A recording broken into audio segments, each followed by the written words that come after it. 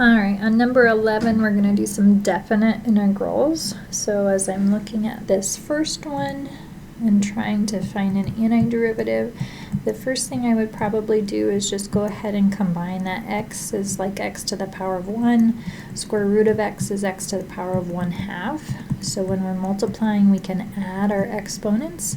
So 1 plus 1/2 would give me 3/2.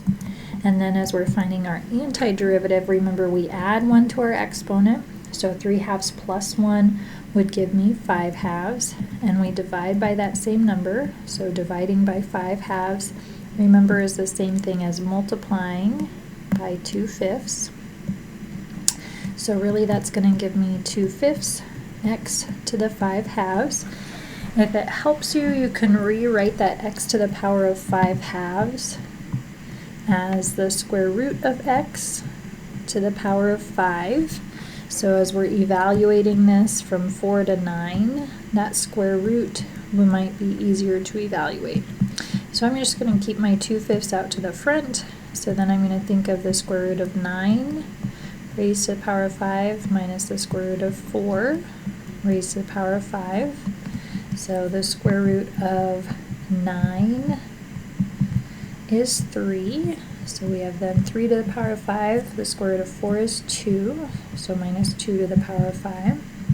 So 3 to the power of 5 is going to give us 243, and 2 to the power of 5 is going to give us 32. So then 243 minus 32 gives us 211. Multiply that by 2, that gives us 422 over 5 for our final answer. All right, if we look at this next one, we're going to have to use u substitution. So u is that quantity that's being raised to a power of 5 would be 3x plus 1. So that means du 3 dx. So we have our dx, but notice we're missing our 3, so I'm going to multiply by 3 on the inside, so I need to multiply by 1/3 on the outside of our integral to balance that constant. So that gives me 1/3 times the integral of, well, that would be u to the power of 5, and then the 3 along with the dx is all just du. So remember, when you use u substitution on a definite integral, you have a couple of different options. You can keep the same bounds and just plug back in for your original variable x before you use those bounds, or you can find new bounds in terms of your substitution. So let's go ahead and do that. So if x is equal to 0, remember u is equal to 3x plus 1, so that would be 3 times 0 plus 1, so that would be 1. When x is equal to 1, again, u is being that 3 times x plus 1 would be equal to 4. So in terms of u, my bounds are going from 1 to 4. So when I find my antiderivative, which adding 1 to my exponent, dividing by that same number would give me u to the 6th over 6, I can then just evaluate that from 1 to 4. So that would give me 1/18. I would have 4 to the power of 6 minus 1 to the power of 6. 4 to the power of 6 is going to give us 4,096 minus 1. So that would give us 4,095. And then remember, we have that 1/18 out front, so we get 4,095 over 18 for our final answer. Sorry, this reduces. You always want to check if your fractions reduce. So this reduces to give me 455 over 2. Both of those are divisible by 9. All right, so let's look at part C. Again, we're going to have to use u substitution. So this time I'm going to set u to be equal to x plus 1. That means du is equal to dx. So as we're kind of looking at this as far as rewriting this integral, that square root of u in the denominator, remember, we can rewrite as u to the power of -1/2, and then I can use my power rule to find my antiderivative. Again, since we're using u substitution, I would need to find new bounds or after I find my antiderivative, I just need to plug in for that original variable, and then I can use original bounds. Alright, so here if x is equal to 0, remember u is x plus 1, so that would be 0 plus 1 or 1. If x is equal to 3, u is going to be equal to 3 plus 1, which is 4. So then that gives me my bounds for u going from 1 to 4. So then my antiderivative, remember we want to add 1 to our exponent, so that's going to be a positive 1/2. Divide by that same number. So dividing by 1/2 is the same thing as multiplying by 2. So really I get 2 times the square root of u. Again, we're evaluating this from 1 to 4. So when I plug in my upper bound, I get the square root of 4. Plug in my lower bound, I get the square root of 1. So those are nice and easy to evaluate. Square root of 4 is 2. Square root of 1 is 1. So we just get 2 times 1, which is going to give me a value of 2 for that definite integral. Alright, so one last one for this. Here we have a trig function. Again, we're going to need to use u substitution, so setting u to be that function inside of cosine, x over 2. That means du would be 1/2 dx. So notice we have the dx, but we don't have the 1/2. So I want a 1/2 inside, so I need to multiply by 2 on the outside of my integral. So that lets me rewrite this in as 2 times the integral of cosine u du. Again, our goal with u substitution is to get it to a form we can find our antiderivative for, and that's exactly what we've done there. But we need new bounds. So x is equal to 0 was our lower bound for x. So remember u is x over 2. So in this case that would be 0 over 2, which is still 0. So that's my lower bound.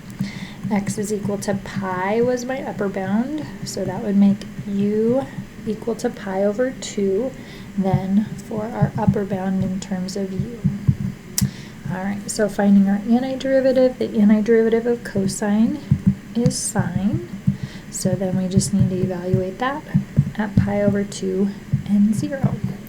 So plug in your upper bound first, pi over 2, and then subtract off what you get when you plug in your lower bound. Sine of pi over 2, remember as far as unit circle goes, pi over 2 is right up here, so that sine value is 1. Sine of 0, 0 is right here on the x-axis, so that value is 0. So we get 2 times 1, which would give me a value of 2.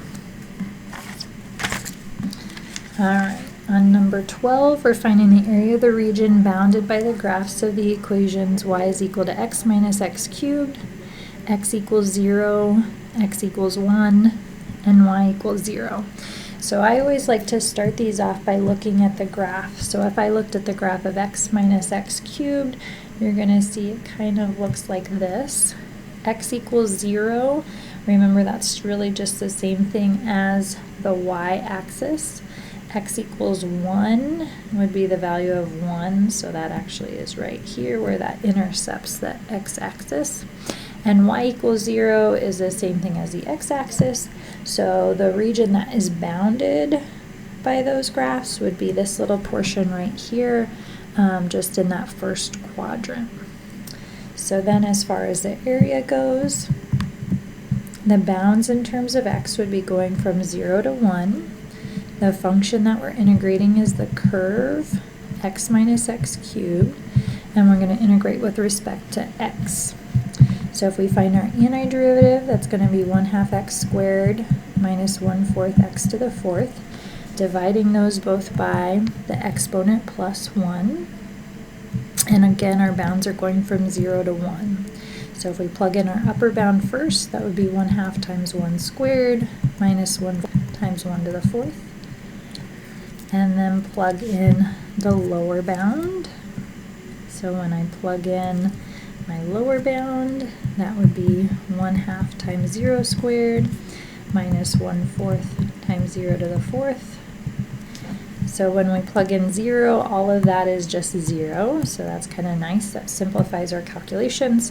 So really we just get 1/2 minus 1/4, 1/2 would be the same thing as 2 over 4, getting a common denominator.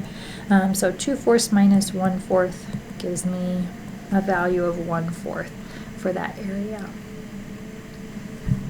All right, the next one, we want to find the average value of the function f of x is equal to 1 over the square root of x on the interval from 4 to 9.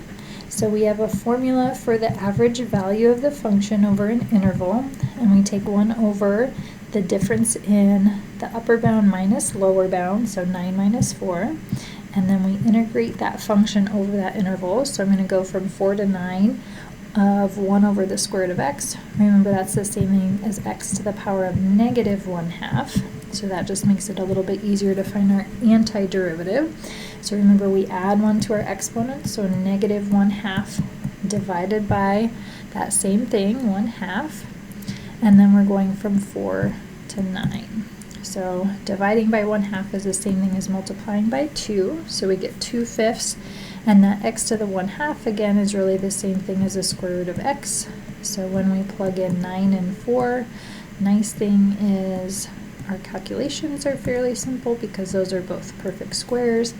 So square root of 9 is 3, square root of 4 is 2, and then 3 minus 2 gives me 1.